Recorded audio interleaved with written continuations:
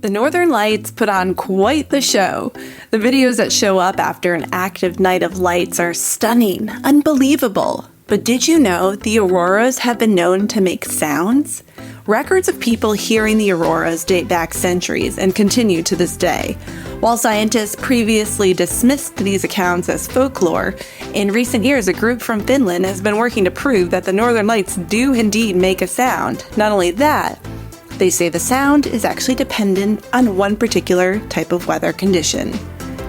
I'm meteorologist Emily Gracie, and you are listening to Off the Radar, a production of the National Weather Desk. On the show, we dig deep into topics about weather, climate, the ocean, space, and much more. Our goal is to help you better understand the weather and to love it as much as we do.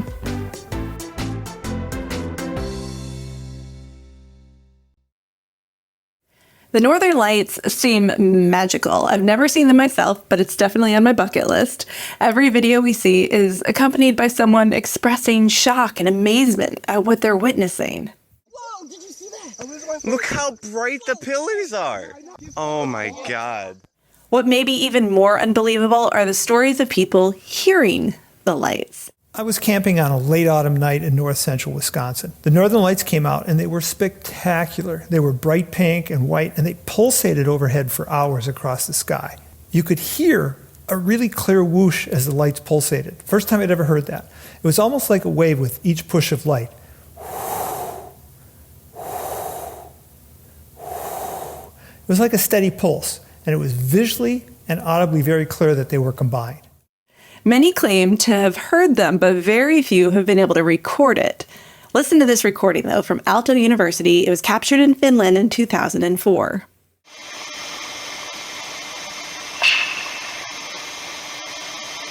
That clap you heard, that was it. The Finnish scientists that recorded it claim that there have been very few audio recordings because it's something difficult to pick up on standard equipment. The study reports that a young, healthy human ear is the best instrument for registering the sounds. Its sensitivity and low noise have been really difficult to achieve with technical means.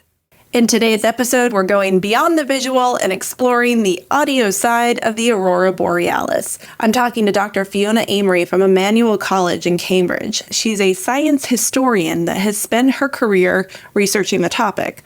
She talks about the science behind the auroras and what causes them, as well as the long-standing controversy of whether or not they actually make noise.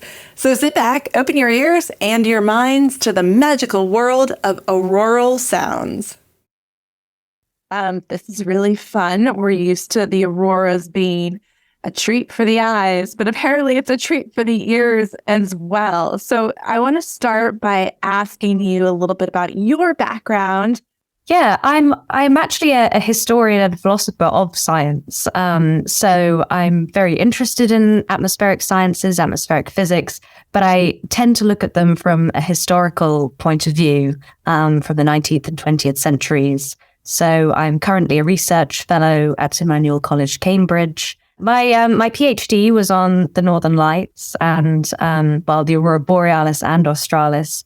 And I was mostly looking at visual representations, the changing instruments that we use to register the Northern Lights, but also an embodied corporeal understanding of what witnessing them is like. And that's how I came to the topic of auroral sound. So let's talk about the auroras. Can you give me a little background for somebody who doesn't know basically how they're caused? We know what they look like, but not everybody knows how that happens. Absolutely. It's the energy from the sun, the solar wind, is pushing lots of different particles, electrons, positrons, towards our atmosphere all the time.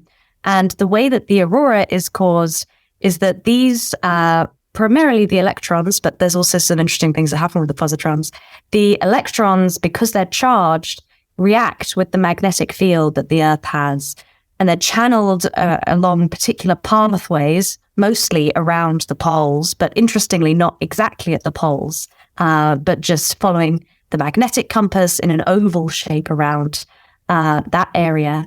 And they interact with elements in our atmosphere, with nitrogen and oxygen, bumping into those, increasing their energy levels, which then emits photons of light. And those are the colors that we see. And depending on which element the solar wind is bumping into, that gives us the different colors of the aurora.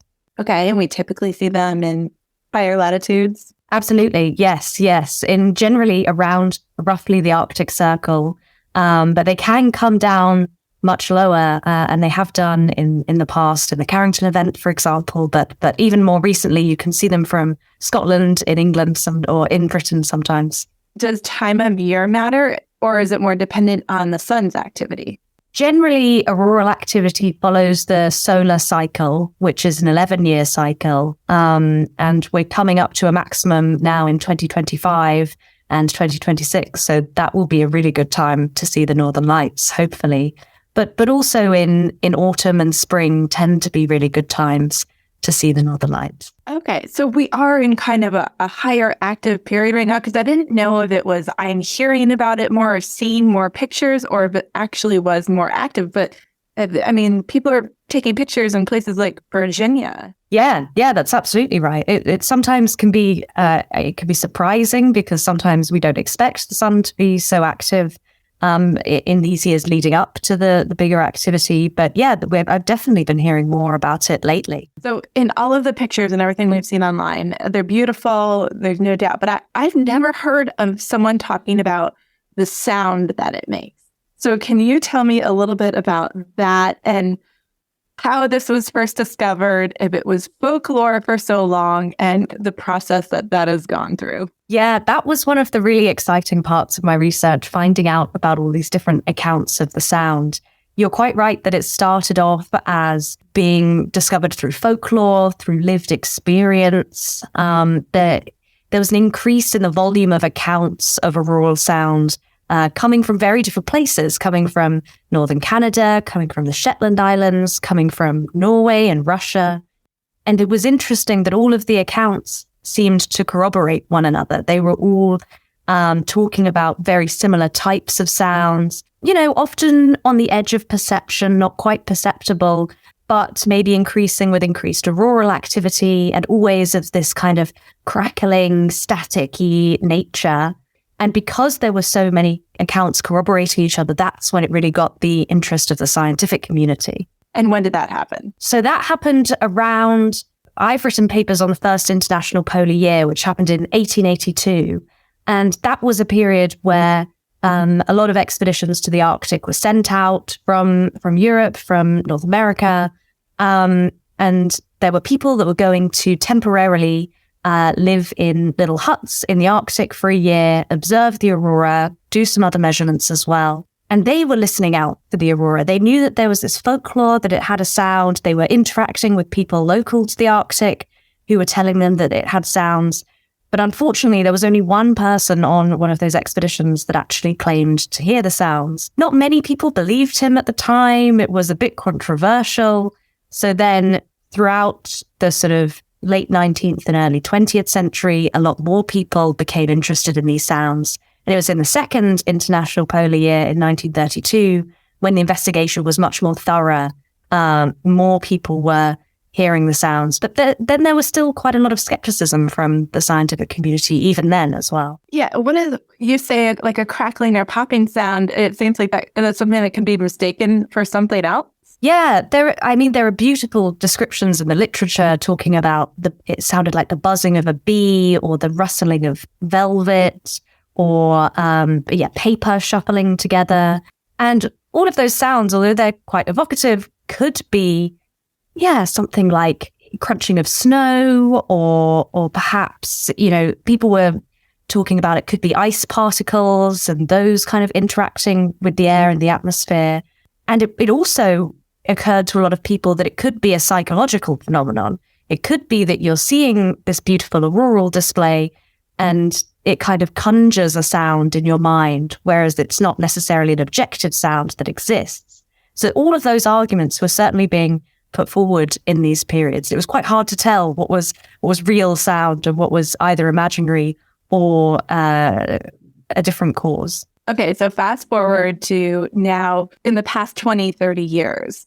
This has been proven, correct? So there is still some debate within the scientific community. There's still a few different ideas. Generally, it's largely accepted that there is a sound that is associated with the Northern Lights, but it's not discovered entirely how that sound is produced, what triggers the sound, why it should exist. The researchers in Finland at the moment who are carrying out sound observations, and their theory is that there's an inversion layer in the atmosphere where instead of getting cooler as you ascend, it suddenly gets warmer at about 70 meters above the ground.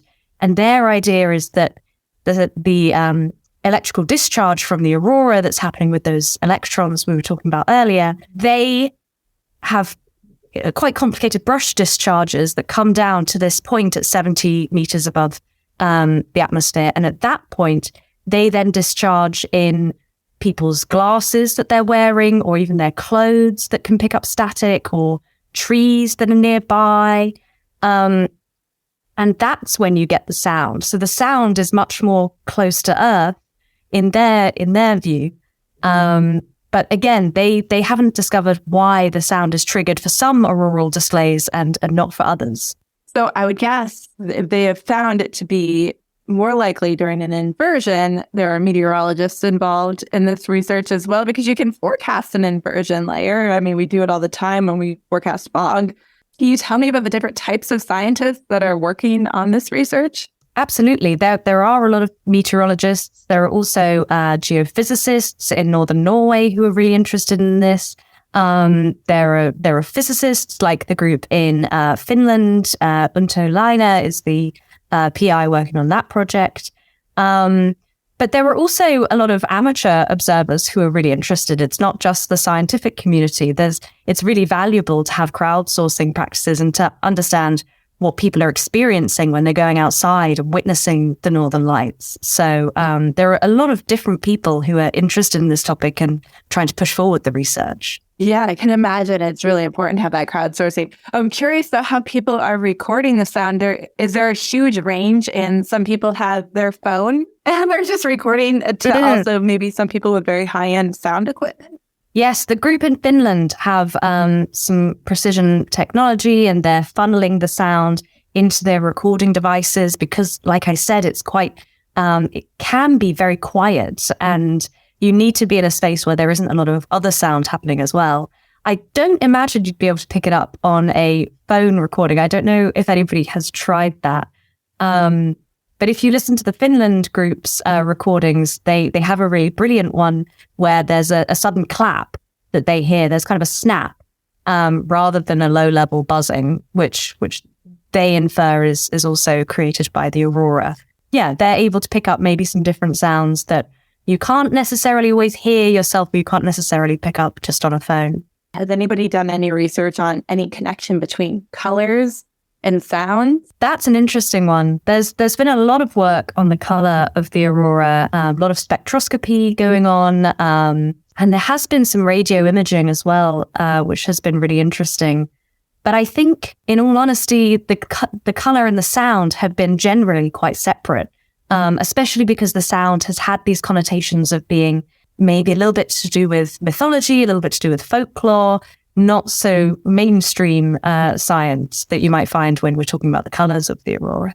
I heard that you can hear them sometimes even when you can't see them. Is that correct? Yes. Yeah, I've heard that too. I mean, I generally find from the literature, it looks like the sounds appear when you have a really violent auroral display, one that's moving a lot and really bright colors. But I have also heard that people are able to pick up aurora that are happening on radio echoes, or you can even get daytime aurora that you can pick up again on radio echoes. And sometimes people claim that there are sounds associated with those. But again, that's quite difficult to corroborate as well. Yeah, I bet. What is there as we go into these next few years of expected high activity? I'm guessing they're trying to prove, for one, what causes this, that it is actually happening. Do you know of any particular research? I certainly know that there are groups in both Norway and Finland, mainly Scandinavian research, that's going on trying to, you're quite right, find out the trigger for these causes, find out which magnetic patterns they relate to, which kind of other phenomena they might relate to, and also There's a lot of research on the shapes of the aurora, their formation, and then their eventual breakdown and the development between those. Everyone really wants to know how the sounds then are impacted by these various stages of an auroral life cycle.